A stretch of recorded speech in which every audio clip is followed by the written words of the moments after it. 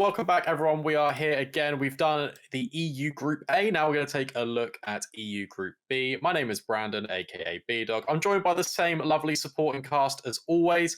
It's your famous commentators, Hawker, Yumi, and Lucy. How are you guys doing? I'm still doing good. I mean, yeah? you can't have the illusion we film these on different days because we're wearing the same stuff. So I'm still. I can't believe we're all still wearing the same clothes. We're disgusting humans, actually. Disgusted. It's been 4 days. All right, look, we are doing this back to back. So we talked about Group A. Now we're going to look at Group B. I think look, there's some really exciting teams in Group B as well as there were in Group A. It's more of the same, you know, the format. Swiss system, 8 teams make it through. We're going to talk about each team in a little bit of detail, and then at the end we're going to disagree on who makes it through or not. Let's start with Na'Vi. I think the Na'Vi are actually just a very interesting one. Obviously, they make it through the RMR, no question. I feel like that's not even a discussion. What is interesting, though, is just kind of how they have been performing anyway. I think taking a look at EPL, they came in third, if I'm not mistaken. Yeah, they were running like a 2-3 record. Yeah. They lost against Endpoint, which is cool. I mean, Nerds was playing phenomenal for Endpoint, up the UK boys. But I don't know. I feel like, look, Na'Vi, no issues making it through the RMR, but they've been looking pretty, you know, up and down. Even that series against Heroic, which was littered with tech issues yesterday in Pro League, they still didn't convince me, despite some of the score lines there. What does everyone make of that?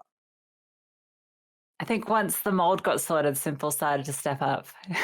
we saw a very different Simple against Heroic that we did previously. We weren't really seeing the 2021, early 2022 Simple during the group stages. He was having really poor performance, and that was immediately reflected in Na'Vi's results. That seems to have changed now, maybe like just because it's playoffs and it's a bit more serious. He's starting to step up in EPL. So hopefully that transfers across to the RMRs. But if Simple isn't putting up these crazy ratings, then this team no longer has that kind of prestige and that scary caliber where we expect them to go through flawless. They can be kind of beaten, and particularly in a group like this where there's a few upset teams. Yeah, I actually think, first off, when we talk about their playoffs at the moment and the fact that they beat Heroic, I actually think Heroic probably deserved to win that game. You could because of the long tech issues, I think Heroic just lost focus between the issues. And I've tried to justify this to other people arguing is that if you're the one with the problem that's getting fixed, you are not going to think, oh, well, I'm sat here waiting around for this to get completed. Because you're the one with the problem. You don't want to continue playing the game with the issue. Whereas Heroic are just on the other side of this tech pause for 2 hours, waiting for it to be fixed when everything has been going fine on your end. You are in a groove. Your calling is fine. Your overpasses get off to a nice start, or an acceptable start, I suppose. And it's just taken way too long to conclude. I don't know that I would even blame ESL for it. They probably should have fixed the issue sooner. They probably could have gotten somebody to a new account, or I think it was Simple, to a new account quicker, because it seems to be some sort of Steam exploit. But, you know, this is where Valve have to be able to step in and sort issues like this out, because I don't know that I've ever seen an attack or a DDoS style attack like this ever. But even in spite of all that, I don't think, even if their form looks off, I don't think there's a doubt that Na'Vi go through. I don't think that's in question. It's just about how much further they go, or whether they're even the major contenders is the big question, because that's the expectation for this roster.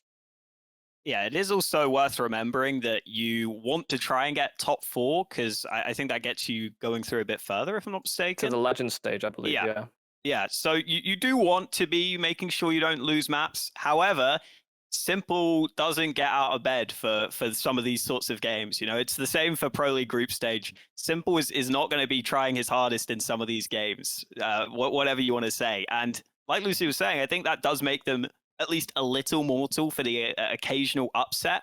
I also do want to add on, I actually think that series they played against Endpoint is the worst Na'Vi I have seen in a long, long time. They looked so bad. And it's not taking it away from Endpoint. It was a great result. The Endpoint players played well. But my God, just everything looked so off in terms of team play, in terms of coordination.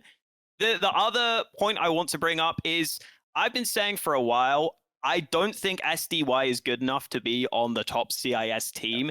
It's one of those scenarios where I didn't mind him initially being on the team because he's a pretty passive player. I think he's pretty good at not making obvious mistakes. But I've talked with other people about this, and I think I'm in agreement that he comes across to me like a player whose mistakes will sometimes come from him almost playing like a little too safe, almost not wanting to take any risks in any scenarios, which I think is probably fine. Like, you slot him into this Na'Vi team initially, and you're like, okay, if we just have someone that doesn't make mistakes, we can actually still compete to be the best team in the world because we're that good.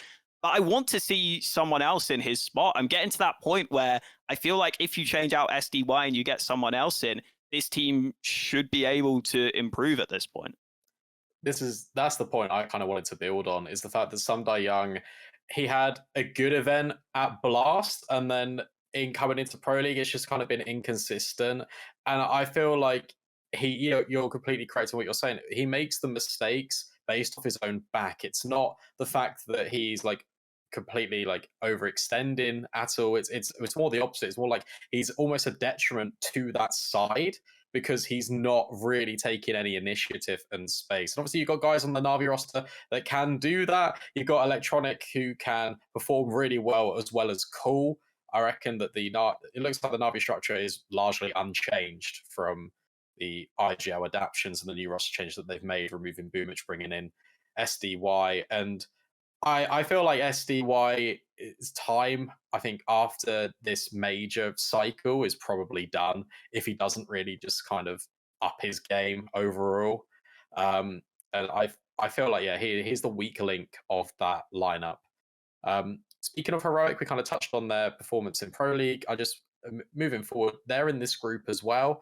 I feel like, for me, the biggest factor in this Heroic lineup is the addition of Yabi and the fact that he's not shown the same level as he did in Flames. And I'm not sure whether it's a case of adjusting, you're going from Hooksie's IGL into Cadian's, or you've now got more expected pressure on you to perform in one of the top Danish teams comparatively to Copenhagen Flames, who are always kind of received as that underdog story, the Cinderella run throughout the performances at the RMR, the Major, at various tournaments that they competed in. He hasn't got the same kind of caveat and where Hooksie's moved from full Danish to international, and he's just moved to another Danish team. He's got big shoes to fill in Refresh, and I feel like that whole transition, moving Refresh and Yabi about, is going to inherently hinder Heroic. We've already seen it. Yumi, do you think that Yabi needs more time, or is it just a case of he's just not the player everyone thought he would be? I just don't think Yabi is. I think Yabi is just an overhyped player. I know that he's young and he could certainly develop into a great player, but if your objective was to try and win championships on the Heroic side, it never felt like the right fit for me. He doesn't have the same intuitive play style. He was always a part of packs, but then you're putting him in some like rotator positions, which are very high intensity spots. If you're going to give spots like that to Yabi, you need to have complete faith that he's going to be able to perform and know what to do intuitively on your team, even without too much instruction. And I just don't think that he's been able to thrive in that, because Yabi actually has good spots on CT sides. He just doesn't always put up the numbers, unfortunately. And I wanted to see this. I wanted to be proven wrong effectively. I wanted them to be able to justify that this made sense. But I think Heroic have taken a step back with this move as opposed to a step forward, which I don't even know how they fixed it. Like who they would pick up. Maybe it would be somebody like, we looked at Group A or RMR A, and maybe it would be someone like Stare or something along those lines, just to give them a bit more punch. Because I don't even know that I've ever seen the Yabi ceiling on the Copenhagen Flames. So I don't know what other people are seeing in terms of his great capabilities. Really, the ones that stole the show were people like Roy and Nikodos a lot of the time. Yeah, it kind of feels like it's not living up to potentials. This roster, since the change, has definitely dropped off they had really disappointing results in the Blast groups. They lost to NIP, who again are in this turmoil. They lost to Liquid. That game against Na'Vi in EPL, Gabby had like a 0.74 rating, and that's not good enough. I mean, this is a team where it's not a team where you've got like one player that's down low or a couple players down low, and then you've got like someone that's like a Zywoo or a Simple who's up there 1.4, 1.7 rating. This is a team where everyone is kind of operating on the same level. And it's also such a different style of Counter-Strike to maybe what Copenhagen Flames are doing. And that could be a big adjustment, right? The way that Heroic play is quite unique in many ways. And that can be a big adjustment. And it doesn't seem like Yabby is fully adjusted to it yet. But that said, I think they're still easily a top 4 finish here in this group just because of the experience they have and then the teams they're up against. But I don't think that they are a top 4 finisher at the major. Yeah, it definitely felt like when Heroic made that move, I really do feel like there was an air around the community and probably around the team that they were really close to being a top team, but they weren't quite there. They were constantly that team on the cusp. And it does really feel like they made a move because they were thinking to themselves, oh, there's this potential upside. If we make this move, we could become a top team. And then you go ahead and you look at the lineup now. The 4 players that are on the core, I think, are all doing their job. I think Shush is so good in spots that are really difficult. Cadian still is never going to be like a great AWPer, but he's doing a bit better now than he was. And as Yumi was saying, Yabby is given really good spots on this team. It just hasn't fit for whatever reason. And I do think that's going to be the position they look at in the future. But as you were saying, for this section of the tournament, they should be fine to make it through. Yeah, speaking of another team that should be fine to make it through, Vitality. Yeah, I feel like no questions asked there.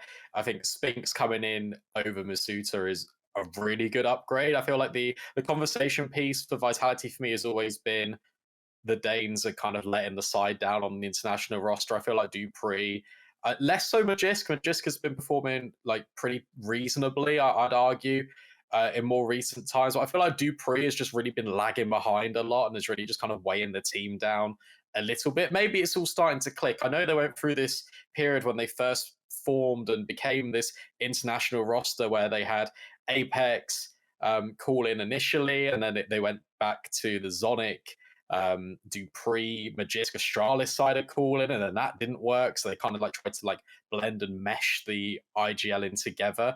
It looks like it is all starting to click. I feel like it's nice that they've brought in Spinks as the point man. And yeah, he's a notable upgrade for this stage of the tournament. Quite comfortable just to go through. I think they'll be top 4 as well. Has anyone got anything to add to the Vitality story, or are we just kind of all in agreement? And is there any outside chance that they don't make top 4? They'll make top 4, but don't look at these guys as title contenders for the major. People are way too hyped up on this roster right now. I'm getting tired of this whole, oh my god, Spinks is going to change the whole game. And, again, maybe he will. But until there's proper evidence of it, I think Spinks did a lot of things right in their earlier games. I think he looks impressive. But he's also playing on a team pretty brand new and given a lot of freedom to do what he wants to do. And all it takes is for teams to actually have the tape on what he's doing in rounds, like what conditions are going to require him to push through a smoke, what conditions are going to have him look another way, because I've always thought that Spinks, while super high ceiling and very good intuitive player, he does have some certain things that, because he is so specialized, there are habits that have been built up. And if he is targeted, I think this Vitality roster just kind of falls apart around him, unfortunately, because I don't think Apex and Dupree have enough extra to sort of make up for if Spinks goes missing in a game. And I think the only way in which I see this team being a contender is that Spinks can never go missing. If he does, I think the whole floor caves out from underneath Vitality. But Zywoo, you gotta remember Zywoo. This guy is. Yeah, no, I mean Zywoo is sick. Right, so you put him with Spinks. I mean, that's a team that really is hot. But you talk about evidence, very small sample size. But the only teams they've lost to are G2 and Na'Vi, and they've also beaten both those teams. with this roster. So I'm super excited for Vitality. I'm on the ride for this one. I think such an explosive addition in Spinks, and then if Dupree and Magic just do their job, which they are, then that's enough. Yeah, I would say that I had similar concerns as Yuumi about Spinks when he initially joined this roster. I wasn't sure if he was going to be able to just slot in, different team, completely different sort of scenario. And yeah, I watched a couple of his demos, and I was actually so impressed by how versatile Spinks was, which is something I didn't expect. I actually was so surprised in how he had, I feel like, a really good instinct for when to work with his teammates. But the concern that I can understand Yuumi having is I don't actually think Spinks is in amazing spots on this team. Like on Dust 2, he's playing A long. I don't think that's a position that a lot of people look at and say, yeah, you can be the second best player on the team. Like, if anything, I think it's incredible that Spinks has started so well on this roster. But yeah, you do want to look at someone else to be another star on this team, which I'm not sure if they have. I do also think that I personally just am a huge believer in Spinks now, just having watched a couple of those demos. I think he's really, really good. I just think it is also a question of how is Apex going to be able to manage this team. That is still a bit of a question for me. I don't know if Apex is that in-game leader that can bring you right to the top yet. But we'll got to wait and see. Either way, definitely going to make it through this point. And yeah, I'm just singing Spinks' praises mainly. That's, oh man, he's really good. It was just my hot take. Like, if we don't have to announce them all the time, but that is mine for what Vitality have, unfortunately. We do announce them here. Okay, well, I'm sorry. I'll give forewarning next time to prepare your ears. Yeah. It's all right. There's some outrageous hot takes. There are some lukewarm hot takes. That's fine. We accept them all here. Look, you were talking about Spinks moving from ENCE. That's another team that's in this group. They've made roster changes. They've brought in Valda. They've brought in some Pious. And I've got a lot of opinions on this, but before I kind of like jump in and just speak at you guys for like a few minutes, because I've got a lot of ENCE opinions. Lucy, what do you think about the pickup of? Well, let's go with Valda, because I feel like Valda's actually the more interesting talking point than some Pious, to be honest. Yeah, but I also think you have to talk about them in the same breath because of the context around how it happened. I mean, it's one thing to replace one player who's a huge part of your lineup in Spinks, but then to also be replacing your AWPer as well that's tough. That's basically a completely new team at that point, because that's like your two key positions that are getting all the frags, right? Valde, I don't understand the hype. This guy, maybe this is a hot take, but I just feel like he just comes in and puts up these kind of decent performances. Maybe he'll have one game where he puts up 30 kills, but he's not Spinks. We're not talking about those two players in the same conversation. So that just feels like a downgrade across the board. And then Sampayas, again, his stocks are super high and he looked really good on Movi, but why rip apart Movi? This team was super exciting. They were on this great upward trajectory, and then you lose the star AWPer. He's going into a team where now he has to speak English, and it's a whole different thing. It's a mess, and it's a mess that takes a long time to clean. Yeah, that's not Sampayas' fault. Just let's clarify. If anybody got that offer, they would take it. Unfortunately. Yeah, Yeah. Sorry, you go. Okay, I'll go ahead. Yeah, I really think the pickups are pretty solid here, honestly. Just compared to where ENCE are at, you look at the pickups, I think they just make a lot of sense. They probably got the best they could, in my opinion. Some Pious, probably an upgrade for me. Just a super solid, consistent AWPer. There has been the talks about how his stats were very good on CT side and pretty poor on T side. And I think that does sum up the kind of AWPer he is. I think that can work, though, on this team, and I still have faith in Snappy as an IGL. It is just an awkward scenario for ENCE, where you are never going to be able to replace Spinks as a player. They don't have the ability to get a player as good as Spinks. And even though I do think Valda is a good pickup, Valda, for me, is always a player where I would love him to be the third best player on my team. I think in those spots, he's great. He's a really cerebral player. He always seems to get into good positions. But are you bringing him on here to be the best player on the team? Because if you are, then it's probably not going to have the ceiling that it had in the past. Yeah, the funny thing for me here is that as much as I liked Valde, I do think that the community has basically made another Blame F. Because watching these games, Valde would actually have quite a lot of kills. He'd have a high rating for his performance. And, you know, one for one, you look at that just on a sheet of paper, you go, oh yeah, he's doing the Spinx things. You know, he's fulfilling all of Spinx's roles. But he has ultimately as well, from the rounds that I've watched, not tried to win the round properly. Like, he has gone for kills, or he's hunted for kills, and you know that will make your stats look great, but it does just leave a lot to be desired in terms of impact. So my main concern is that it's not only Sunpius having a high CT rating versus T rating, it's also that Valde on his stats is also a CT rated player, un-T rated player, even before CT sides became OP.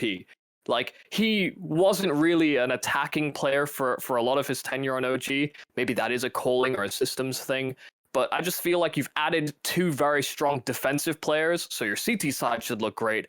But is Diha and Madden enough on your T sides to make it work enough? I think and starting in this poor form is very much how I thought they would go about it, unfortunately. But I also think that they are comfortably making it out of this group. I think that they will still perform at a baseline level good enough that they can. But then you look at some of their results online, and then you maybe think, is that even the case? Because they couldn't qualify for some of these online games. They couldn't take that next leg up. They've actually been on a really rough streak since they made this change. And maybe it is Sunpius' first international lineup. He speaks fine enough English, as he trolled Heku in an interview, but it's still a big change to make. And also, Snappy worked with Spinx for like 2 and a bit years. Valde's never going to be a 1-for-1 replacement. It's so impossible to get him up to speed. I think, well, listening to all of you guys, now we're going to weigh in on my opinion. I feel like what I'm about to say is going to be a little bit different, kind of goes against the grain. I think like it's inherently a systems thing for Valde. I feel like if you take a look at the roles he was put in at OG, compare these to Ents, he's now going to be more of a, like, the roles he's going to be put in are like more of a star level, more of an opportunity to kind of have some space and go for kills, comparatively to an Alexi B system. I feel like it's kind of comparable almost to his old heroic days when he was in that lineup, where he was actually putting up really good numbers before he actually made that move to OG. And I feel like you give him time, you kind of give him his space to shine in this new system, which he now has to like kind of unstitch all of the hard work that was done in OG. You now put him in these new roles, you give him time. I feel like he will be a very good player, and I feel like Madden and Diha are more than enough to support him. I just feel like they can't kind of carry that burden in this interim period. I feel like another thing to talk about is the fact that Valde is quite a vocal player comparatively. I don't know how vocal Spinx is, but I imagine you go to Vitality, you're not going to have a lot of input. So I'd argue he probably wasn't the most vocal player. Valde is quite a vocal player in the system. That's why you kind of had these interviews where Snappy was saying, okay, well, this is why we do a lot of out the spawn calling and the whole inherent jokes of, oh, when we rush, we'll just rush faster, because he had to call things out the gate because there wasn't enough kind of voices mid-round. You've then also got the idea of Sunpius that's come in. His English is good enough. He was also, I've heard, basically the second voice on that Movistar lineup. So suddenly you're going from Hades, who is quite passive in nature. You've got Sunpius that is inherently tendently to go quite aggressive. So there you've got a change in the AWPer lineup. You've got then changes in the system with all your voices. I feel like that's a really hard thing to try and manage if you're Snappy. And I feel like that's why it's sometimes looking really good and sometimes looking really bad, because on the face of it, you're going to have this time to kind of go together and kind of mesh. I think they're really solid signings. I think what Hawker was saying, you take a look at where Ents are in the whole sphere of competitive gaming, you take a look at the budget that they probably had to make these signings. Valde's are realistically a very good pickup in the market. And I feel like you give them time, they're going to be very good. You talk about the RMR, they make it through. Yeah.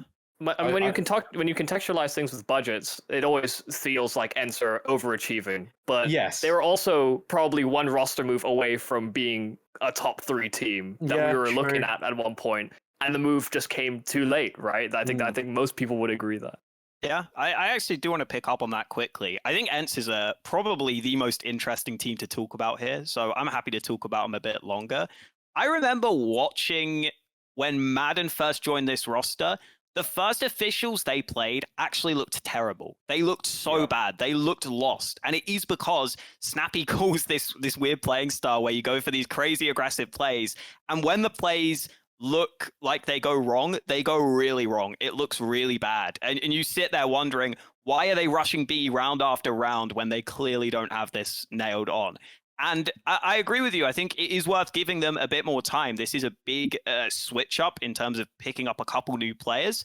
And yeah, the big question is, can Valder go back to that level? Because the thing with Valder is he has pretty consistently in recent times been in pretty bad spots. Like on OG, he wasn't even in good spots, and he was pretty often the highest rated player on that team, funnily enough. So it is just a question of, can he become like a real standout?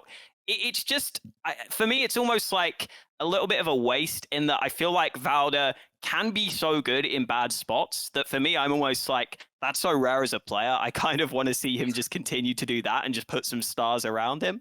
But maybe he can be a star again. Like that would be really cool to see, actually. Yeah, I think, look, we'll give them time. We'll see how they perform at the RMR.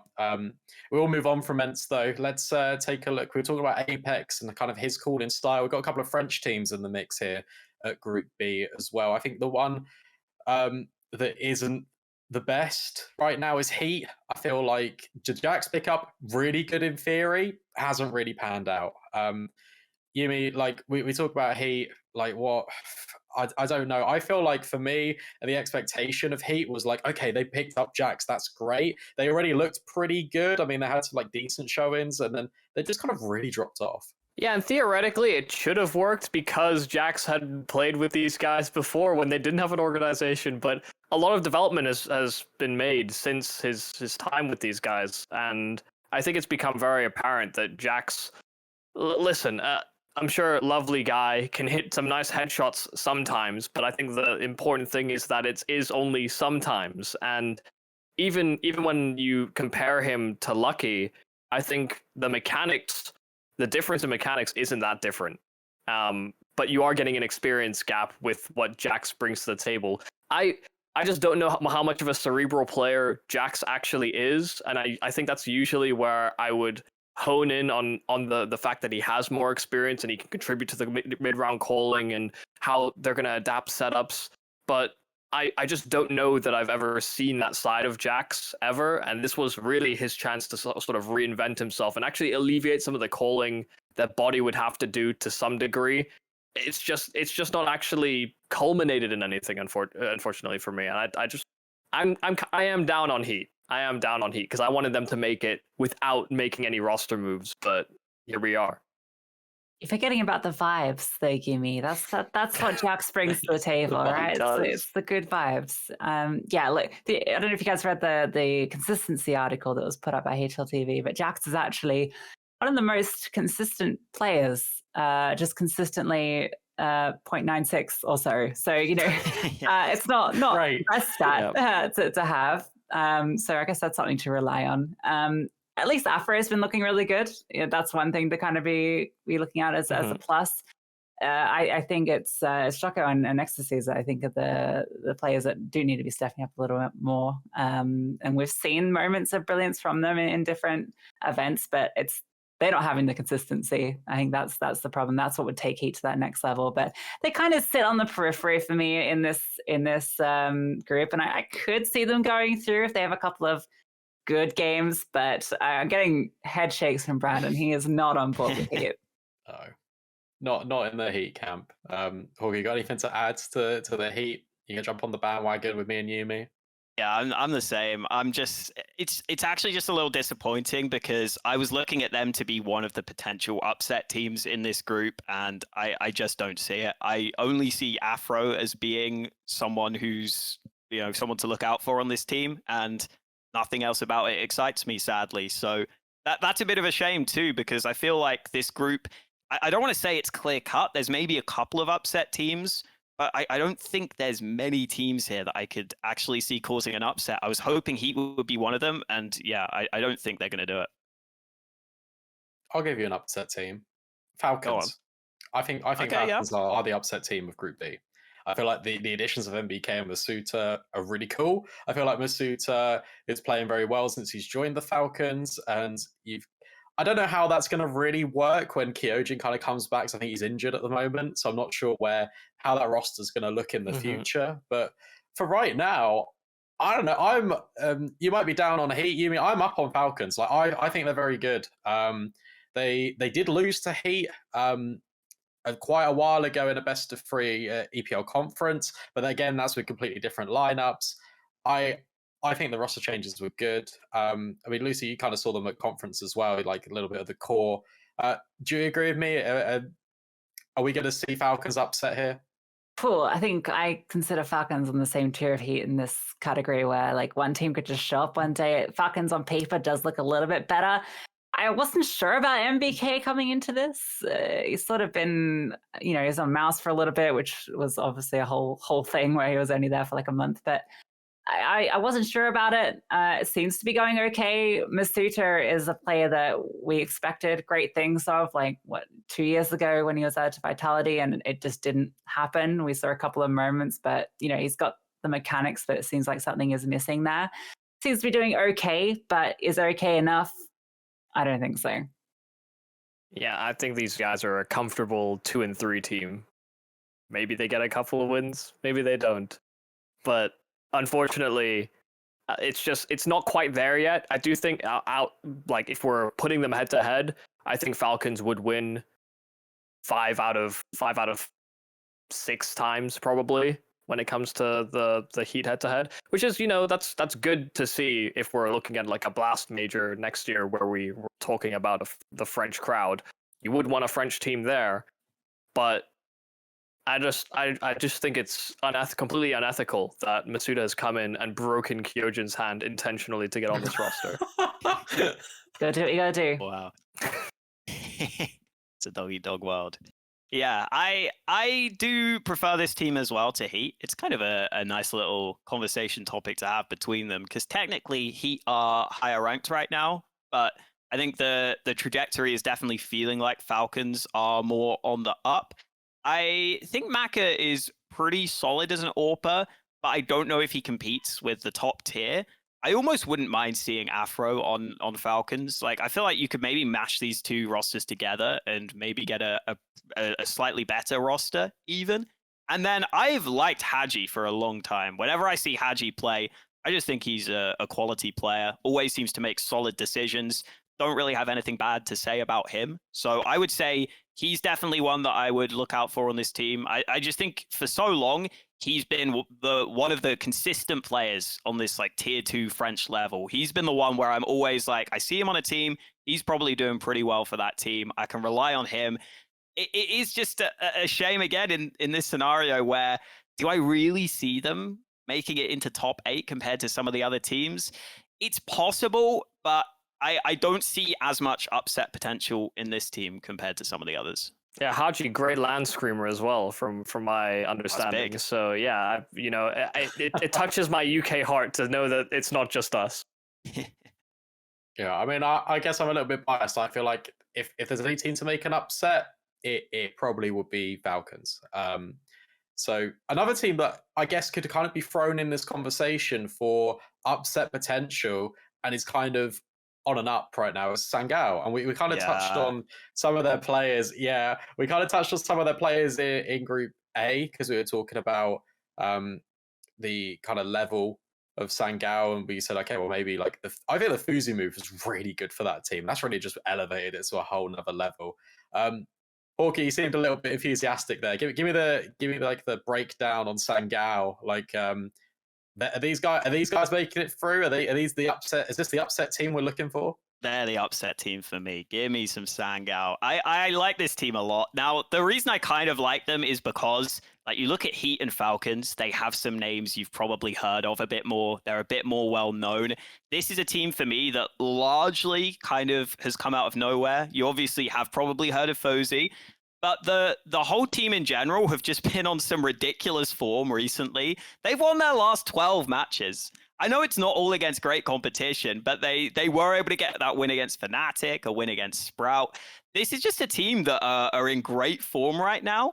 I did a stat where basically I looked at which players kind of exceeded the rest of their team's ability on the ESEA Advanced. So I was looking at like the players that were really standing out on their teams, and Soulfly was a player that actually came up there as someone who was massively standing out. And when I've looked at that same stat in the past, some of these players have gone on to do really good things. I think Soulfly has got a lot of skill. I'm excited to see what he can do. Fozy has been good for this team. The scary thing is maybe Scrunk is not a great fragger already, and he's not going to be a good fragger against this top level of competition. But they're just in such good form right now. They've been grinding really hard. Like, this is a team that I actually think have the ability, even if they haven't been playing against that many top level of competition, just the trajectory of this team right now feels like it's in a really good spot, actually. Yeah, they've only lost one game, right, in the last 16. That was against Eternal Fire. That's crazy. Sorry, Yumi, you're gonna... No, it's okay. Yeah, the coolest thing as well is that they're being fully propelled by the young talent on this squad. Like, it's a relatively young squad when you think about how young Fuzi is, how young QB, I think so QB 17, yeah. Soulfly's 18, and Fuzi is 20, I think.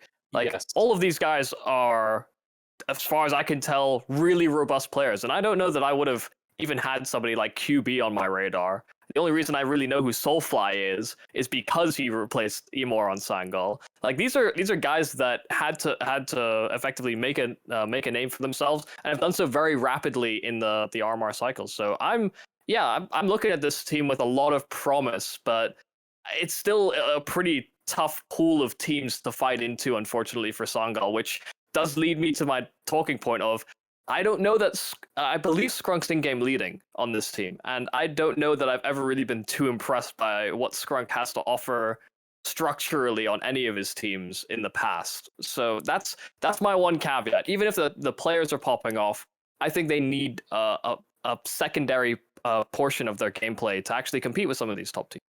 So I know a little bit about kind of the history of Sangal and kind of why they made all these roster changes, and I was kind of looking at them at the start of the year. Basically, it's Skrunk and Corey. They're like the experience package of Sangal. They come in from Kawana and Budapest 5, and they are a little bit older. I've been playing CS for quite a lot longer, obviously, but at the higher level. And then they brought in these really young like prospects that they saw as that they could develop. And it's got the likes of QB, you've got Soulfly, and you had this guy called Sensei who also was playing. And which Sensei? I think there's like 3, isn't there? No, he's Latvian. He's Austrian, if I'm not mistaken. Right. Okay. He's like 16. And he was the AWPer before Fuzi came in on loan. But he was always like really inconsistent. Anyway, the point is that the entire base Sangal roster was just, let's just develop these guys up. Let's see how far we can take it. And then we'll let the young, talented guys kind of like move on. I believe that's what the whole ambition was. And suddenly they've gotten this hero run. They've been performing really, really well. And it's just a really cool story to see. I think they were also in the final of ESEA Advanced season. I think it was last season against K23 before K23 made all their roster changes. They got banged out, but it was still the fact that they made it all the way to the advanced finals. I like when I first saw them, I was like, oh, these guys, they're gonna go places. It'd be cool to see them at events of the future. I didn't think the event would be the RMR. So they surpassed my expectations as well. Very cool to see them here. Hopefully they can get some wins. They don't just completely bottom out based on the good form that they've had, because that's always a worry as well. Yeah.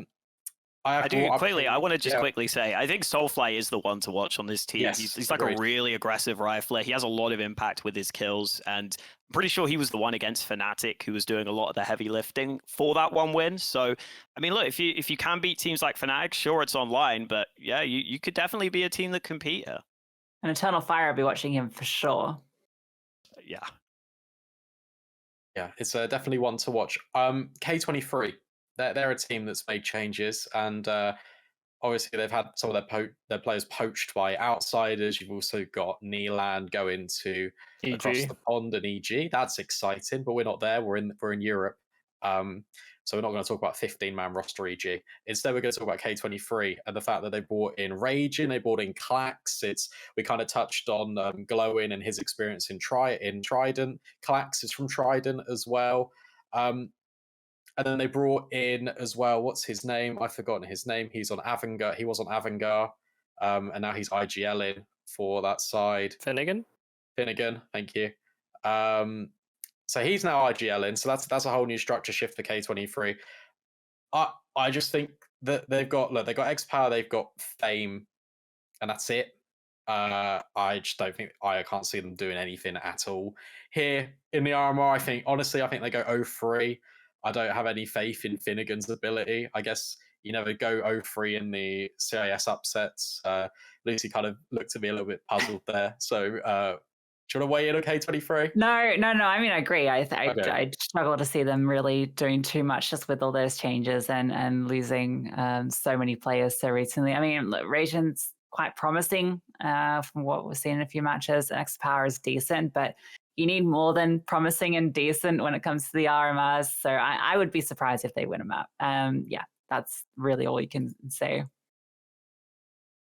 Yeah, I'm just mad that bloody what's his name, X5 Steam Authenticator code dude. I'm just mad that he's still stuck with that name. Yes. Change your name, my guy. Change your name. No one knows how to say X5G7. I can't even imagine in Russian this is easy to say, right? Like, there's no way that this is somehow Someone will easier to explain say. to me how it's like the same as Boomich, and I'm sure the numbers mean something in the letters, and It's like it actually spells gravity. Yeah, Like, something like that. But I just can't handle it. Yeah, No, I don't see this team doing much either. No. Extra Power's like a fine AWPer. I just don't see the star power. Yeah. He's like a worse James. Yeah, I mean, he didn't even stick with fours. I remember at the time people were He got kind kicked. of people were kind of saying maybe this was a bad decision, but I think you have to look back and say it was a pretty good choice. Like, he was always kind of okay. He would have the occasional good map, but seems like this is more sort of his level. Yeah, I'd back that. I feel like he demands a lot and doesn't produce a lot with those demands. So Yeah. I would say 1 in 3. Okay. I mean, like we can just touch on and kind of fly through some teams, in my opinion, that won't make it or won't really have any impact here at the RMR. Fantasy, I'll be honest, I don't even know who they are really. I know that they're just a mix with Tudson, if I'm not mistaken. Like, I don't know. I don't know anything about these guys. Fair play that they made it here, but again, it's one of those where I just think they're going to get just smacked in the floor. Yeah, from my understanding, they are legitimately just a mix. Right. And Yeah. I think Tudson was reaching out to like Dima to play this RMR qual, and then they just ended up making it instead. And you know, it's a cool story, especially if you consider where Tudson's come from. I think he made it out of like a UK organized event and competed under Team, or was it? I think it was Team UK under Henry G for some some event. He got a PC from Henry G, started a streaming thing, then makes it to FPL. Like, this guy has grinded a lot and has like a cool story. He's also done a lot of his pro career journey while also having an issue with his eye, as far as I'm aware, that he's had to get surgery on multiple times, but is, as far as I'm aware, healed now as of recording. I think he is, as far as I can tell, he's made a recovery. He had to do surgery after they qualified to make sure that he was right and ready, but it has affected his pro career previously. Like, if this team does damage, it'll be a really cool story, especially for him in terms of what kind of career path he's had to go on, because it's been met with loads of twists and turns. People would put faith in him as a primary AWPer, but because of some of the issues that he would have with his vision, he would sometimes see double and not be able to shoot. Like, he's made posts sort of talking publicly about this. So it would be very interesting if this team did anything, but it's also hard to put much stock in it because it is just an assembly of people that decided to take part in the RMR and happened to make it. So they beat Vitality first round then, is that what you're saying? You'd have to be swinging for the fences, but yeah, sure. Yeah, the most exciting thing about them making it is like Yumi was saying, I think it's a nice opportunity for some of the players to maybe show what they can do on a bigger stage. It is a pug team. You feel like maybe if one or two of the players get some standout performances, they could hopefully make a name for themselves. Because I've heard of quite a few of these names. I've been pretty impressed by them in the past. I feel like there are all sorts of players that I remember being pretty good on the teams they were on. But we can't really have many expectations, right? They did beat Los Coguitos, who are the Astralis killers. So, you could take stock in that. Astralis conquered their demons, I'll have you know. They still made it. They did, but for how long? Well, anyway, speaking about another team that I feel like has kind of all just been almost thrown together like a mix would be Monte, right? I feel like that they're a team of good players, but they're just kind of based on circumstances kind of thrown together and have been playing together. From what I understand, I think that they're a legit team now and they are playing together. Waro 2K is a very good talent in that team. I actually also really rate the pickup of Red Star in the mix as well, ex-Fiend player. I think he's a very good addition to that team. Do I think that they're going to do damage? I tell you what, if you'd asked me this probably like 2 months ago, I would have said yes because they were playing really well. But now I'm not actually so convinced. I don't really see Monte getting very far in the RMR. But if it's a best of one format, obviously, then maybe they could provide some upset. I feel like that is the main thing going for them. They've got Outsiders as the first match, which I feel like could maybe even halt their momentum significantly if they just go up against a very, very slow, almost T side, because that's what they're going to go up against. So they're a very aggressive team from what I know. Yumi, do you know much about these guys and what do you think they can achieve? Yeah, I mean, I would actually just give them better chances than K23 or Fantasy. Two teams we've already covered. I think Monty have more potential on this roster with the players that they have picked up. Like you said, you've got Red Star, you've got Waro, you have Boros. Sorry, is it Waro or Boros actually that's competing in this? Because I don't know, because I think Boros has been playing with them, but Wara's been playing as well. Waro that's listed. Yeah, that is maybe my concern then, is who on earth is playing for this team. On HLTV, Waro and Boros are both on the lineup. Yes. Well, depending on who is playing, then they should have, I think, at least more structure, or at least have a higher potential growth out of the teams that I listed. So I could see them. Okay, they won't beat Outsiders, and I don't think they'll have the expectation that they'll beat Outsiders. But if they go up against a Heat, if they go up against a Falcons, if they go up against maybe even a Mouse, a Sangal, a Loop, like there's a few different rosters in here that I think that they could go toe to toe with, especially when it's in a best of one. I don't think that however they've been playing online will be necessarily how it translates into a LAN environment, and that could be the big surprise. I think speaking of Mouse, I think Lucy pulled a face there when you brought those into the equation. I know you're a massive Mouse fan, Lucy. Yeah. So let's talk about it. Let's talk about the addition of Exertion and the fact that it's a proven track record now that Mouse NXT have provided really good talent for the first team and have now been promoted. Exertion looks pretty good on that roster as well. I feel like it has actually come at a little bit of a cost of JDC's performance. But give me like the 3-1-3 on Mouse. That's the talking point, Brandon. That Exertion's come through and has hit the ground running. He's looking really well. I mean, it helps that obviously his players have played together. They've got all that synergy. You've now got the trio, right, of the academy kids all on the same team again. So I think he's a really good addition.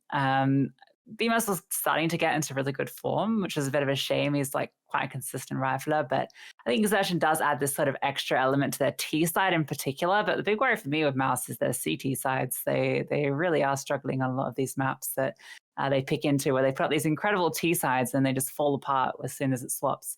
But that said, I mean, I think that they're definitely going through here. They've had a great run at EPL, obviously just lost out to Liquid, but which is a bit unfortunate. But Liquid are also starting to show some really great signs with Yukinda, right? So I don't think that's a too harsh a loss to wear. But this change, I think, is good for it. It just takes a little bit of time, but Exertion does seem to be fitting in well. It's just whether that's affecting the other players. And like you mentioned, JDC, he looks so good at Cologne in front of the home crowd. It was like such a great storyline, but has dropped off since then.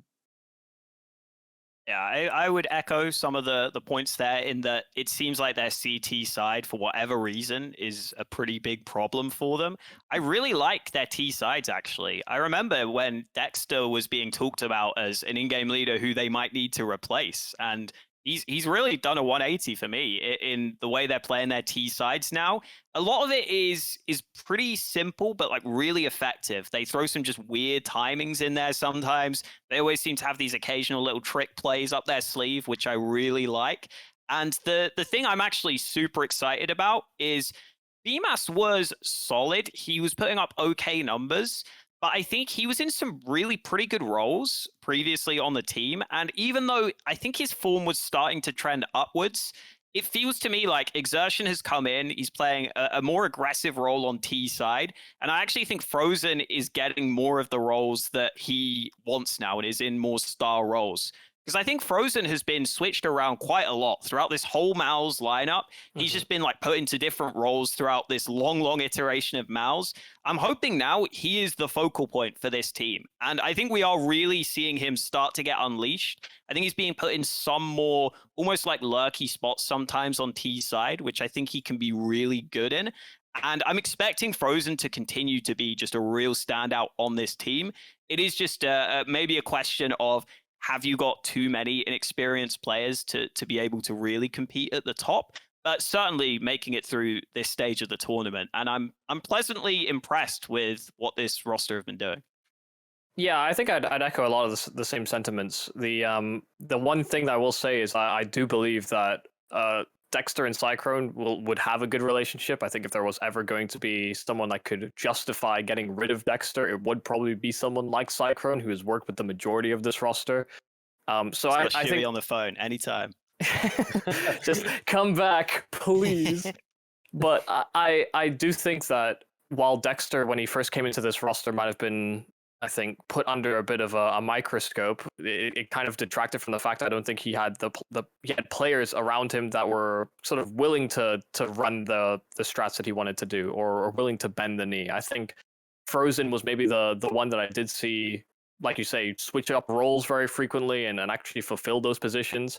But this now this genuinely does feel like Dexter's team. I thought Bemis was a fine player to also be a part of the Dexter vision alongside Cyclone. But if he's to be replaced, he's to be replaced. I will never forgive you, Mouse, for it.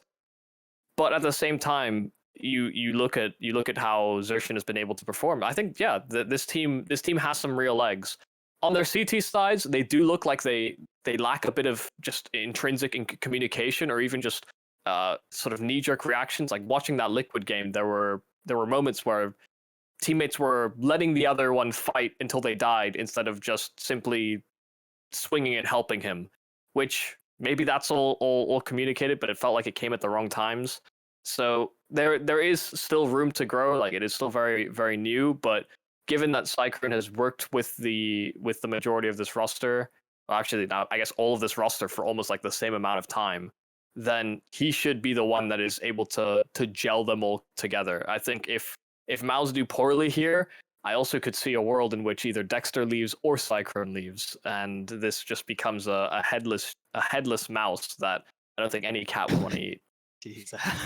Wow, that really paints a picture. Yeah, I actually just quickly want to say, I wonder whether the CT side comes down to who is the second voice on this team outside of Dexter. I don't really know. You would have assumed it was JDC, right? Yeah, that's the player that would make sense. Yeah, and when I've seen Frozen in real life, I feel like he's like a lot more confident than I remember him being. I don't think he strikes me as the sort of player who's like coming up with these ideas. You know, like that would have to be JDC, and maybe that's just something that more comes with time. Yeah, I was gonna say, like, I feel like on the CT side, it's definitely more of a comms thing than anything else, and like looking at that, especially the ancient game, Liquid were just targeting JDC on the A bomb site, and it felt like he was just there basically fighting, and the team just hadn't even rotated yet in some of those rounds. Like it was clear to me that's an internal thing that just needs to be resolved, and maybe that's a really good point you've made about or who is actually stepping up and saying, "Hey guys, like kind of get it together," almost. But I feel like if we take just a step back, we take a look at the RMR. I think we're all in agreement that Mouse will make it through. Yeah. Yes. Yeah. Cool. All right. Got a few more teams to talk about. I think one that I feel like we'll all be on the same page on is Saw. I feel like that they won't really achieve anything here. I was sad when they took the For the Win boys, Jerks and Story over. Like, cool. I see how they perform, but no, they've not really had the same impact. Maybe as I sort would have expected them to have had as well. I don't know. I think for me, the Saw are very underwhelming, and I'll open it up to everyone here who wants to chime in with Saw. But I feel like there's not really too much to say about Saw. All you have to know is that Seoul kicked their worst player and bought the For the Win's best player.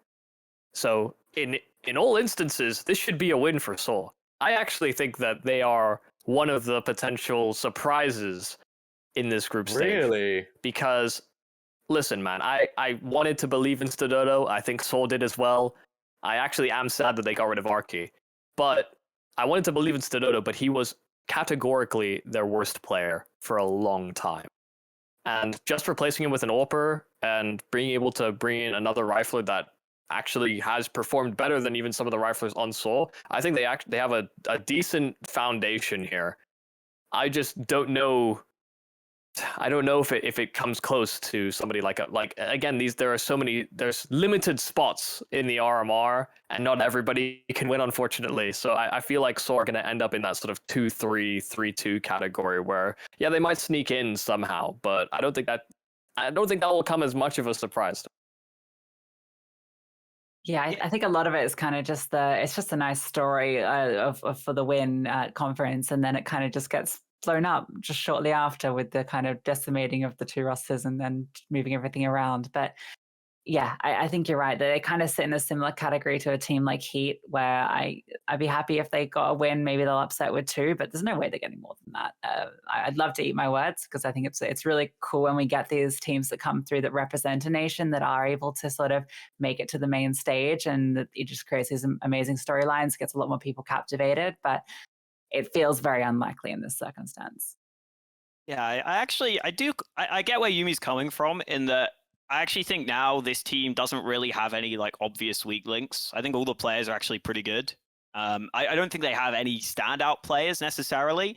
I will say I DM'd against Muterus once in a pistol DM. This is like, I know pistol DM means nothing in terms of this level of play. But I've DM'd against some pretty good pros occasionally. You know, occasionally you check out your DM server and you're like, oh, like Alicia's in here, damn. And Muterus was the guy that probably owned me the hardest in the DM server. So I guess if he can own me, clearly he can just own anyone, right? Yeah, pure talent. That's what we're going with. But his aim is actually really good. And they have some pretty good players. Like, I remember, I think Muterus had like a really crazy couple of carry games, like a year or two back. I think they beat FaZe at one point, and he like carried the team big time. But it is just a scenario where this whole group for me, I look at basically the top 8 ranked teams, and I'm like, I don't know. It's really hard to see anyone else. Like, I can't in good faith predict really any of these other teams ahead of them. All right. Well, I kind of had a hot take coming into this RMR Group B, and I feel like because of some recent news, it will kind of echo my sentiment a little bit. I feel like when you talk about groups in this RMR and you talk about big, I think that the news coming in, Farven is not going to attend. He's not going to be part of it. Sin is going to be promoted in this academy roster. My hot take before I heard that news was Big wasn't going to make it through. And I'm not sure even that is a hot take. I just feel like that they're very underwhelming, especially on LAN. And the biggest concern for me, weirdly enough, is Searson. Like, that is, he was really underwhelming in Pro League. I don't know. I've never really been sold on the Searson dream. If I'm being honest, I can't really. You didn't watch enough 2020 Counter Strike. No, I guess not, man. But like, yeah, I don't know. I'm not a believer at all. I'm not a believer in big. I think that's my hot take. I don't think they make it through the RMR. What about you, Yumi? Because you. No, man, I'm about it. I actually think big do make it. All right. Oh, okay. I don't expect that they're going to do too well once they get into the major, but I will say that them moving and getting Sin's a solid rifler. I think he is good. As far as I can tell, he does a good job. So I don't think he's going to be much of a weak point. He's got some recent LAN experience under his belt. Like those are all nice positives to hold. And even if Searson goes missing, you have 4, I think, very capable riflers around you. I always thought Keto was undervalued, but considering his variance, maybe it's not undervalued. Maybe it's just accurate. So yeah, no, I think even if the AWPer is missing, you'll still be able to run a pretty okay looking T side. I think for big. I don't know if I'm convinced by that statement about 4 good rifles around him. I don't know if I can really put Keto at that level these days. I was surprised that he was brought back, to be honest. So was I, yeah. That didn't seem like the right move, considering how much Big had been investing in kind of new talent with the addition of Fav and with Grimbo coming through. It was meant to be kind of this big new name. And then they've got this entire talent roster, which is doing really well in the Academy Leagues, and they bring Keto back from that squad. It seemed a bit unusual to me. It doesn't seem like the recipe to be the same sort of level they were in 2020. And if Searson's not there as well, this team might not even make it through. I still think they do, but it's going to be close. Just to jump in before we get Hawker's input, I thought when we just talk about that change when Tizian comes out, Keto comes in, I thought that was then going to be Sin's promotion. Because that I thought it was going to be Tizian out, Sin in. That's where I thought that was going to go. Yeah, I do agree. I think it was probably time to cut Tizian, sadly. I've always liked Tizian as a player. He's like he always takes the worst roles basically, but he was just consistently not quite good enough. And one of the things that really stood out to me was, I can't remember who it was, but one of the players basically said they found Tizian to be one of the most predictable players in terms of how he would play his spots every time. And yes, when you're playing like anchor spots, there's only so many different moves you can make. But I always felt like he was just not quite good enough. And then the question is, with Keto being picked up, is it just sort of a thing where you want someone who's got a bit of experience? Because I think Keto is probably an upgrade over Tizian, just because he does have that ability to have that weird just carry game every now and then. He doesn't always play the best spots either. So when he has one of those games, it is really impactful. So I don't mind bringing Keto back to this team. I think it's fine for now. And it is just the question of, it's just a shame that they're not having Faven here, because I think Faven's been really solid for this team. I expect Sin will be able to do well. I think they are one of the teams that you can maybe be a little concerned about out of the quote-unquote favorites to make it through. But yeah, they should just about have enough with everything else. Like Searson, as much as he doesn't play as well as he plays online, he's still fine as an AWPer for me. I think he's still generally okay. And then Tabson is obviously someone that we always talk about as being just a really good player and in-game leader at the same time, which is very rare. Yeah, weirdly enough, you talked about Muterus on Saw and how he can be pretty impactful for them. I actually think him and Tabson are kind of cut of the same cloth, like both in-game leaders, both very solid fragging wise, and actually put a lot of onus on themselves on CT sides in particular. But I will say, I was surprised with Tizian's room. I guess he hasn't been removed, but my understanding of his abilities on that team is that he just had like an incredible work ethic, whether it was coming up with new material or new smokes or new utility that always seemed to be one of his fortes. So I guess if that is going to be an inherent strength, him moving into management does actually make a lot of sense. You can still do that and then just update them later and just be like, hey guys, here are the lineups. Here are all the positions you need to be in. I've done my job. Go win the game. What a job, man. Man's just messing about on the server all day trying to throw smokes. Yeah, I mean, as far as I'm aware, that is part of what he brought, and I think maybe even Keto would have worked on that as well, because it ended up becoming known as the Keto smokes in mid, didn't they? So yeah, no, it's always an interesting dilemma, but I think they're comfortable enough. Well, one thing I will say in support of Big is I really like the fact that they brought God B back. I feel like that was a good decision. Yeah, it's a good story as well. Yeah, I mean, for sure. Yeah, I don't think God B cared about Valorant that much. No, I don't think Yeah. he did either. No. We've got a couple more teams to rattle through. I say rattle through, but they're actually just really good talking points here. I think for me, let's start with one that we might not have too much input on. Outsiders. I think that they are performing well in the playoffs of Pro League. They just took down Furia.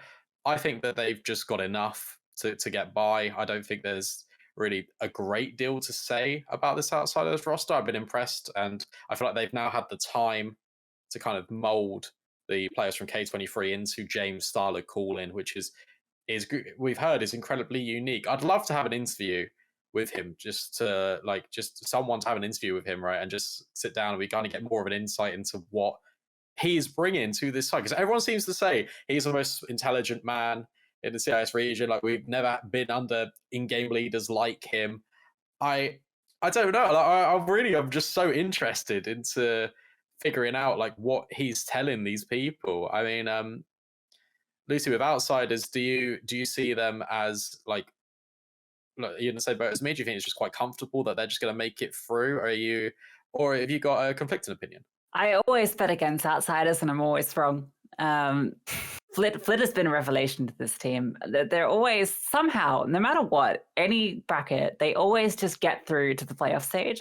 They're just sort of there in the background. Like, it's like you're in like a haunted house and you just walk through and you kind of turn around, you see in the mirror James' reflection, and you like look at it and he's not there. They're just always there, lurking and getting results. So I expect them to definitely go through. And I also think they're the gatekeeper team for those teams that are on the periphery, where that's where these sort of teams that could upset, like Monte or Heat, Falcons, they're going to falter against a team like Outsiders, where we mentioned this earlier. They're regimented passive style is just going to be so frustrating, and that's going to be what gets Outsiders through the top 8. Yeah, the most comfortable 3-2 team in this bracket. Yeah, exactly. Yeah, I think that's a good way to characterize them. You're never feeling too confident, but they are consistent enough that you can put your faith in them. So, yeah, probably you wouldn't put any. I don't think anybody would put any money on these games for Outsiders, because they might take a loss and then they'll just win the next two, and then they'll just they'll find a way to bounce in it somehow. And I do agree. It took a while for Flit to really come into full capacity, but I feel like they've hit the ingredients just right. They've seasoned the beef, and now Flit is really cooking with gas.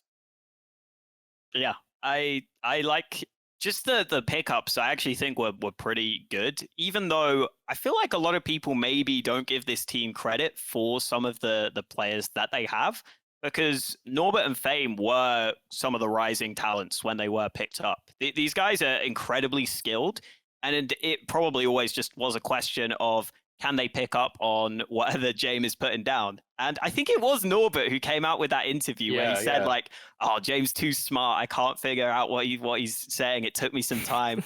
But then I look at the way Norbert plays, and that almost doesn't surprise me. I mean, I don't want to say he's like all aim, no brain, but like that's the kind of vibe I get from him. But it seems like it's working now, and I don't think you can argue with James' results at this point, just with how he keeps on bringing up rosters that maybe don't have the biggest names, but always seem to get results. And yeah, he's just really frustrating to play against, I'm sure, but it just works. And I could maybe even see this team being 3-1, honestly. I feel like I have more faith in this team than some of the others, like even like Ent, Big, probably even OG and Heroic, maybe, that they're that sort of level where I think they might be safer than some of those teams, really. I want to talk about OG. And we spoke about in RMR Group A, we talked about Forza and the fact that they've not really played too many officials. I'd like to throw OG kind of in that bucket as well. I feel like they've not had enough time in game with their roster with their new pieces. And I feel like Nexa might have had time on the practice server, but I'm not. I'll be honest with you, I'm still not totally convinced about this lineup. Like, I want to be excited for this lineup. I see Dexter come in, I'm like, that's an insane upgrade over Man 2. Like, just to be brutal, like it's a huge upgrade. You then have got really exciting young talent in this roster, and you think, okay, it can work. Neofrag was performing exceptional on Sinners. He was one of the players, and I was like, wow, he's gone to OG. That's insane. And then he just kind of dropped off a cliff a bit. I mean, like, we've not seen. I have not seen the same Neofrag at OG that I saw at Sinners. And yeah, I don't know. For me, like, I feel like they do make it through the RMR, but I think it's going to be very difficult for them. I see them as a 3-2 team personally. I don't know. I think just to touch on your Neofrag point, it could be very hard to compare where he comes from versus where he's at. The expectation of your competition is going to be different. Who you're frequently facing as well will be different. And I think Fiku is a similar-ish player. Flames kind of a similar-ish player as well. So they are competing for space, and part of that might even be based on production. In like, maybe you have good stats this time. Well, you're not going to be first out on Mirage anymore if you don't get above this KD. I don't know how Nex is running the ship, but this is another squad that has so much talent. I do agree that because they haven't had as many repetitions, they aren't going to be stress tested, and I think that's one point that will be true for some of the rosters. Even when we look back at Group A, is that when rosters aren't stress tested, you don't know how they're going to deal with the fast plays or just completely getting disrespected on angles, people running up with no util. Those are tilting rounds. Those are rounds that can affect the game very quickly, especially in best of ones. And you don't want to be in a situation where you're having to enter panic stations or get someone a therapist for those 2 rounds instead of just focusing on what the structure of the round should look like for the next one. You know, I have faith that OG will make it, but those concerns don't somehow escape you if you're OG just because you're a big brand. Yeah, I feel like OG is Vitality Light, where you've got Dexter and Flames as your Zyru Sphinx in a way. And if they're going to come through and perform at the level we know they can, then yeah, it's a 3-2 team. Nexa seems like he's playing well with these guys as well. He's been putting out the performances. But yeah, it's Neofrag and Fiku where the big question marks are. But I think what Brandon said just about the server time is really it. We haven't seen enough officials from them. They play like 32 maps together as a team. And there's been so many changes to this OG roster recently, like over the last year, that it just needs time. But then, yeah, how much time is there when you've only played this many officials and you're going into the RMRs? But still, I think they do make it through.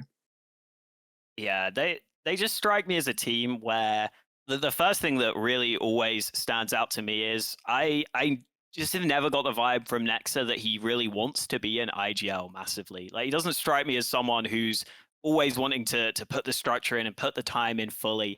It always felt to me like he was kind of put into the in-game leader role, and he was like, well, I guess I'll just keep doing this because there's no one else that can in-game lead on my teams. And he just seems to call like a pretty loose style for me. So loose to the point where I think it is a little too loose at times. And then OG always seemed to just come into Blast. And I almost feel like it's because that's the main tournament they get to focus on, is Blast in general, because they don't get to a lot of the ESL tournaments always. And I feel like they just maybe come into that with more practice than the other teams and cause some upsets, and people get excited about them. And then they just don't seem to do much else. And from what I heard from people working at the Melbourne event, they lost against Wings Up in that event, the Chinese team. And apparently they looked bad. I didn't get to watch it because of the weird time zone, but apparently they did not look good. They haven't really played since then. I do think they make it through. I'm with you guys in that they probably have just good enough players. But the main thing to me is it kind of almost just feels like a waste of some of these players like Dexter and Flames. I would almost just want to see these players on other teams, really, especially Dexter. He could be playing a part on a really good team right now. And I don't feel like OG are ever going to massively exceed my expectations. But who knows? I feel like half the time I say that and then the team just instantly proves me wrong. So Who And the here hell comes knows? a new YouTube video. I can't believe it. Yeah, Axe has I done me think- again. I think one final thing to touch on for OG is what is interesting is you mentioned Dexter. I feel like when he joined OG, he said he believed in the project. So maybe there's something longer term at Bay that I'm not really seeing. And then Valde left. The players look good though, Yeah, right? Like you've they got do. Flames, you've got They do. They Neofrag. look really good. They're skilled players. Yeah. I also We'll see. really rate the Fiku pickup. I think he's an exceptional player. Like I feel like he's got a very high ceiling. I just haven't seen it. So then, if you Oh, agree with yeah. me on this, then you have to agree with me that maybe I don't want to say Nexus the problem, but you got a lot of Well- good players and you're not getting results. We'll They see. To be don't fair, compete in things. Their results haven't been too bad. It's Yeah. just that they always mostly play Blast, and I never know how much to take those Blast results seriously because it feels like a lot of the teams use them as like warm-up events, you know, Mm, especially the early groups where it's like you can The format, get knocked right? down and come Yeah. back, and yeah.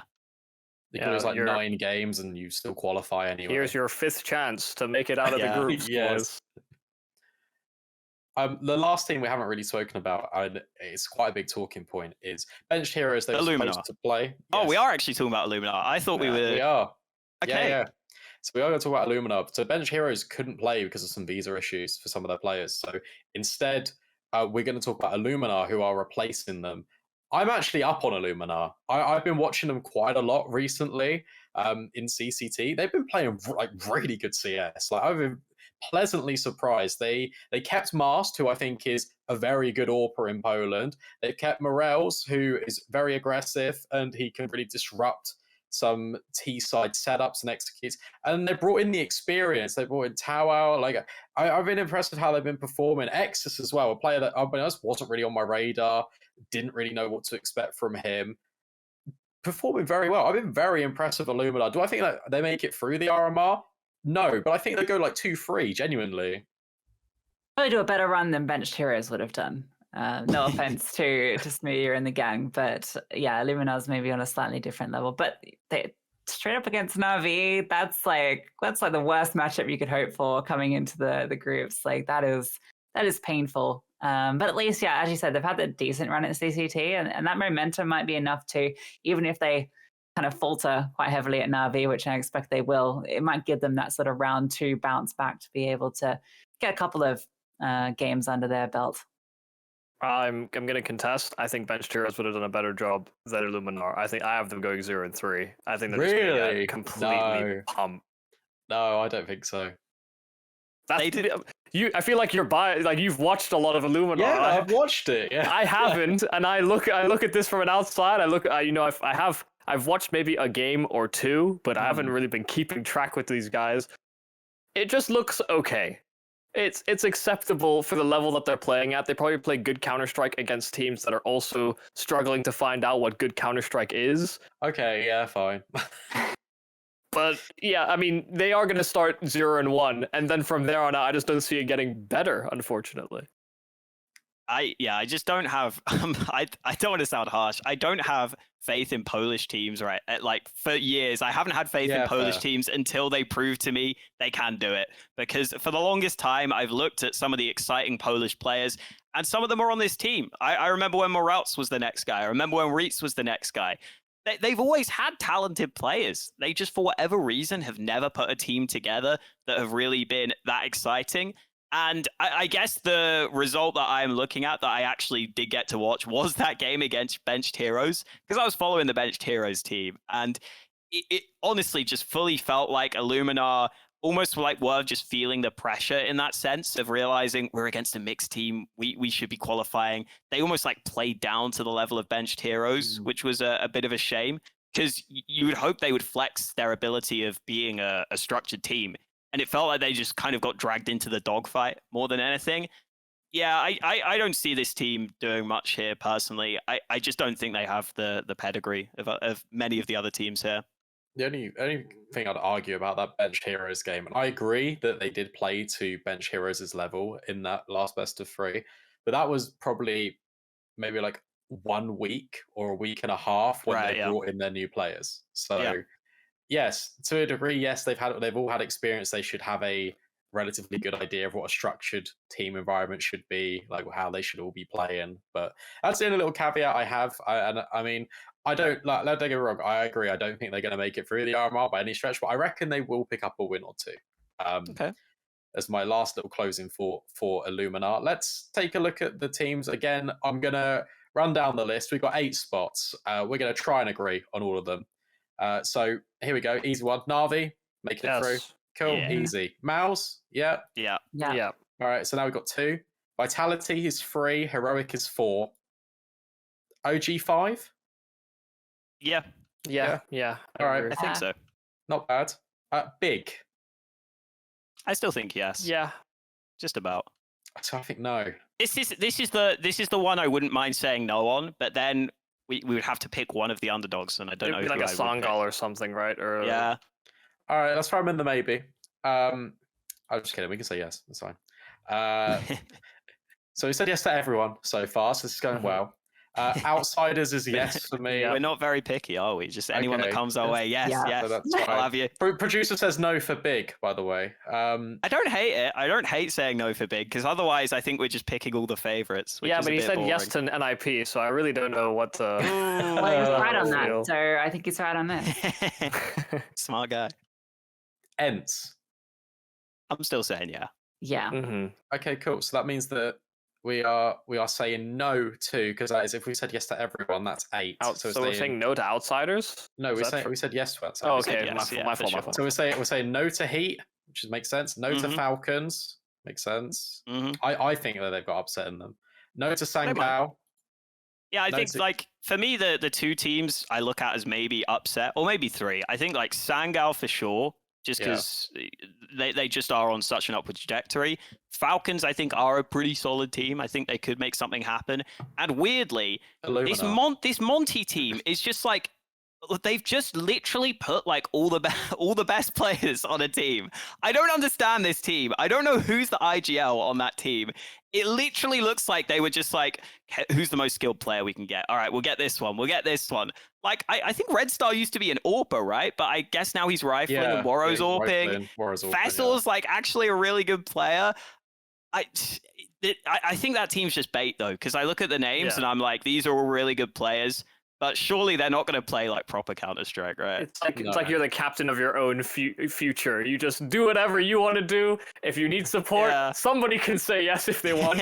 But does anyone know any nade lineups? Any flashes? Anyone? Oh, dude, these guys are all FPL players, all been on teams before. I guarantee they have nades for days. But is it going to be cohesive enough? I have no faith. I think my hot take would be, if we had to remove one team from our picks, I would actually say Ents is probably the most vulnerable for me, just based on current form. Oh, I'd say you get rid of Big over Ents. I think I would say Big are less likely than Ents. Ents have just got so many good players. We can circle back to this quickly though. K23, no. Yeah. Not making it. Fantasy, don't care really. Monty. No, look, Fantasy are making it. Cool that they're there, not making it. Monty, we are. Yeah, it's a no from me. It's a no from me as well. Probably a no. It's just just so many good names. Sora, I kind of want to say yes. I think they're my outside pick. I love the storyline of them making it. Don't see them quite making it. No, me neither. Yeah.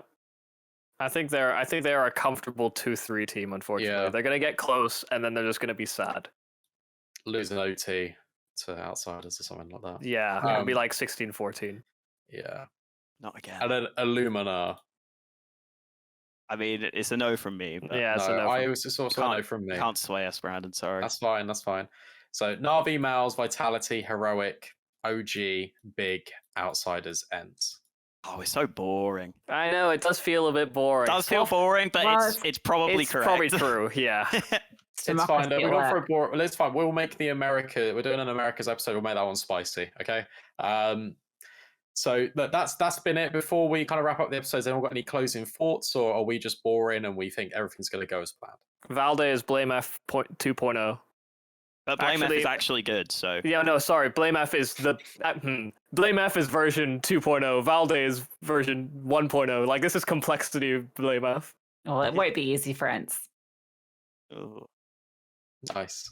I think Falcons make it through. Okay. Well, I All right. think outsiders will just be way better than everyone expects again. Oh, and just yeah. make Yeah. it like really course. easily.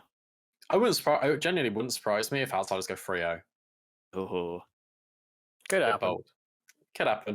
They But like sleeping we'll a find little. out. True. But will it be slept on? Probably not.